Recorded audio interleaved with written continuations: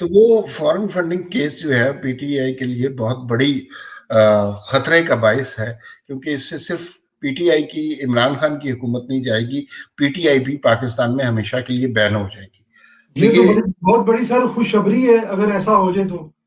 मुल्क ये मुल्क जाहिर भर है दूसरी दूसरी जमातों के लिए खुशखबरी है, पीटीआई के लिए नहीं खुशखबरी।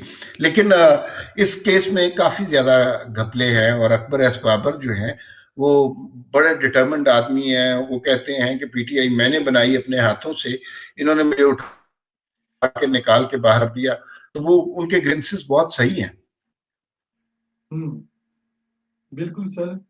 चलें, अल्लाह ताला से दुआ करते हैं कि इन्होंने जो 2 नंबर काम किया हुआ है बिल्कुल अवाम के सामने आना चाहिए, और ये गवर्नमेंट घर जाए और अवाम को सुख का सामान मिले। अच्छा सर, ये बताएं कि कश्मीर के बारे में इतनी खामोशी क्यों है सर?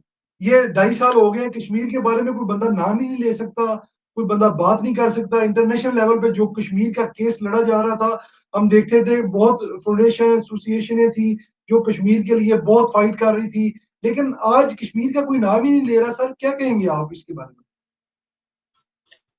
यार देखिए, कश्मीर मुझे तो यूं लगता है कि इमरान खान और हुकूमत ने बेच दिया है, फरोख्त कर दिया है। कश्मीरियों की मूवमेंट बड़ी जबरदस्त मूवमेंट थी और उन्होंने बड़ी कुर्बानियां दी, और हमने उनका साथ नहीं दिया। हम उन्हें कहते रहे कि कश्मीर हमारी शारग है, हम खून के आखिरी कतरे तक इसका दिफा करेंगे।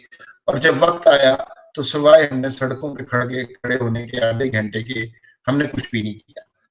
उनकी स्ट्रगल बड़ी लेजिटिमेट है, और उनके साथ बहुत ज्यादती हुई है।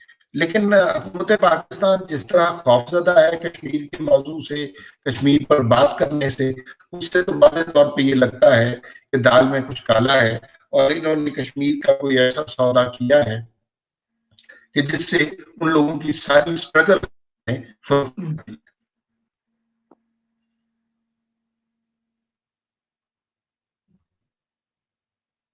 जी सर, आपको आवाज आ रही है सर?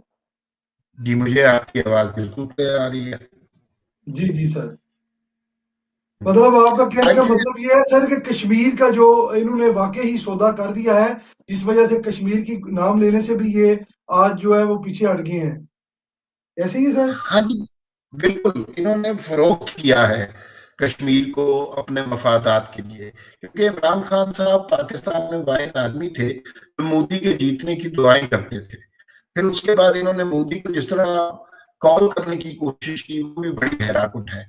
तो उन्होंने बहुत बड़ा धोखा किया है पाकिस्तान के साथ, और ये धोखा सिर्फ कश्मीर के मामले में नहीं किया, हर मामले में जो कुछ उन्होंने कहा था हमेशा उससे उलट किया और लोगों। है। अच्छा सर, पीआईए रेलवे और हमारी स्टील मिल है, वो क्या फायदे में जा रही है? उसके मतलब भी ये बड़े दावे करते थे कि मैं जब आऊंगा पीआईए दुनिया की टॉप की एयरलाइन बन जाएगी। आज उसके जहाज बंद किए जा रहे हैं, स्टील मिल के मुलाजमीन को बाहर निकाल दिया गया है। वो अल्लाह जाने क्या हो रहा है सर, जरा उसके मतलब भी थोड़ी सी रोशनी डालें।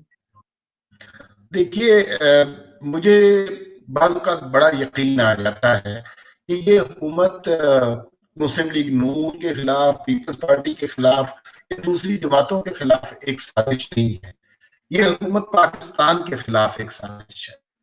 इसलिए कि आपने देखा होगा कि एक वजीर हमने बड़ा इदारा तबाह कर दिया, दुनिया में हम प्रवास करने के काबिल नहीं रहे, सिर्फ एक बयान से, और वो बयान भी गलत था। पीआईए में, रेलवे में साद रफीक ने बहुत अच्छा काम किया था, और उसके बाद जो है शेख रशीद साहब को रेलवे मिनिस्टर बनाया गया। 50 अरब रुपए का नुकसान हुआ रेलवे में। इसी रेलवे। तरह स्टील मिल का भी वही हाल है वहां पे। अब बंद करने का उसको सोच रहे हैं, लेकिन ये जब पहले कोई इसकी प्राइवेटाइजेशन की बात करता था तो ये इमरान खान साहब पूरे मुल्क में तूफान मचा देते थे। इमरान खान साहब उस जिद्दी बच्चे की तरह है जिन्हें वजारत उज़्मा का खिलौना चाहिए था, वो खिलौना उन्हें मिल गया है, और अब उसको वो कभी तोड़ देते हैं, कभी उठा के फेंक देते हैं, कभी कुछ कर देते हैं। लेकिन वो बुनियादी तौर पर पाकिस्तान से बहुत संगीन मजाक कर रहे हैं, इबरतनाक मजाक कर रहे हैं। रोशनी डालें। देखिए, मुझे बाल का बड़ा यकीन आ जाता है कि ये हुकूमत मुस्लिम लीग नून के खिलाफ, पीपल्स पार्टी के खिलाफ या दूसरी जमातों के खिलाफ एक साजिश नहीं है, ये हुकूमत पाकिस्तान के खिलाफ एक साजिश है। इसलिए कि आपने देखा होगा कि एक वजीर हमने बड़ा इदारा तबाह कर दिया, दुनिया में हम प्रवास करने के काबिल नहीं रहे सिर्फ एक बयान से, और वो बयान भी गलत था। पीआईए में, रेलवे में साहब रफीक ने बहुत अच्छा काम किया था, और उसके बाद जो है शेख रशीद साहब को रेलवे मिनिस्टर बनाया गया। 50 अरब रुपए का नुकसान हुआ रेलवे में। इसी तरह स्टील मिल का वही हाल है, वहां पे अब बंद करने का उसको सोच रहे हैं। लेकिन ये जब पहले कोई इसकी प्राइवेटाइजेशन की बात करता था तो ये इमरान खान साहब पूरे मुल्क में तूफान मचा देते थे। इमरान खान साहब उस जिद्दी बच्चे की तरह हैं जिन्हें वजारत उज़्मा का खिलौना चाहिए था, वो खिलौना उन्हें मिल गया है, और अब उसको वो कभी तोड़ देते हैं, कभी उठा के फेंक देते हैं, कभी कुछ कर देते हैं। लेकिन वो इमरान खान साहब को, उनको भी अब तो मालूम हो जाना चाहिए था। 2.5 सालों में बहुत परेशान हाल है लोग, गुर्बत की वजह से, बेरोजगारी की वजह से मुआशरत मुल्क की तबाह हो चुकी है। इंटरनेशनल लेवल पर पाकिस्तान का ग्राफ नीचे से नीचे जा रहा है, तो ये उनको नजर नहीं आ रही वो चीजें। ये कब तक वो इसके ऊपर सरपरस्ती करेंगे?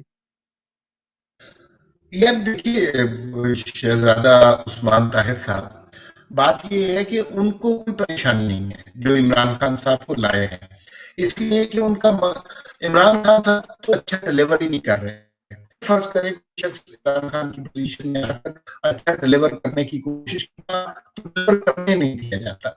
जो लोग इस गलत फहमी में है कि ये वो ज्यादा ज़हीन लोग नहीं है, हुकूमत इस वक्त टोटली इस्टेब्लिशमेंट के कंट्रोल में है। इमरान खान की इतनी बिसात नहीं है कि वो वज़ीर आज़म है और अपनी काबीना में किसी वजीर का इंतखाब कर सके, या किसी वजीर को जो उन्हें नापसंद हो उसे निकाल सके।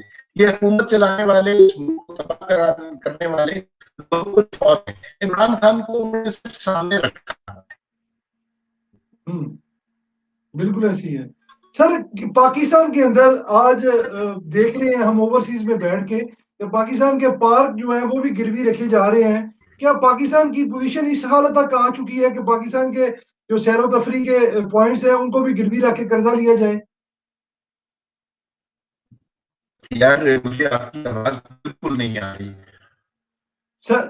सर आवाज, जो मियां नवाज शरीफ साहब के वफादार लोग हैं उनको थ्रेट करने के लिए किसी का घर गिराया जा रहा है, किसी के ऊपर केसेस बनाए जा रहे हैं। आप किस नजर से देखते हैं इन सब चीजों को? देखिए, ये कोई तकरीबन 2018 से पहले से इस तरह की कार्रवाई शुरू हो गई थी, और यहाँ पे एहतसाब का मतलब सिर्फ और सिर्फ अपोजिशन का एहतसाब है।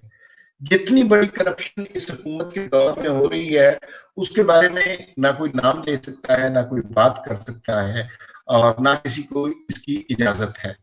अब सूरत हाल ये हो गई है कि लोग इमरान खान साहब का ये जो रोज का बयानिया है इससे तंग आ गए हैं, और वो अब उन लोगों को याद करना हो गए हैं जिनके बारे में मीडिया करप्शन के नारे लगाता था। इसलिए आम आदमी बड़ा सियाना होता है, उसको अपना मकसद अजीज होता है, तो वो मकसद उसको हासिल नहीं हो रहा और उसकी जिंदगी मुश्किल से मुश्किल होती जा रही है।